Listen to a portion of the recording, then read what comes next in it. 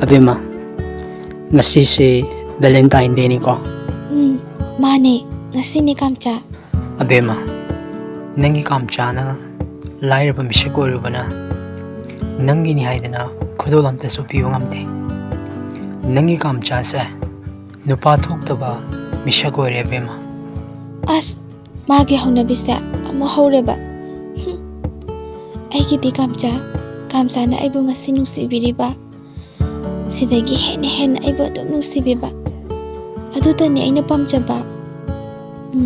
Khodol poti ngaihaki apambane. Apambada na loikibada. Ahenba apamba malakpada. Ahenba amaduda mujakibada. Ay pamdeba. Abemadi adu sukam pamdeba. Abemagi di ne khangbra. Kamsana pasigi. Abemagi kamsa adum oibiba. Oijagi aisu kamsagi abema mapo khuding. Abema, kamcha ge bema. Nangi wakal se ngakpane. Nangbu aitagi oina oijagi ko.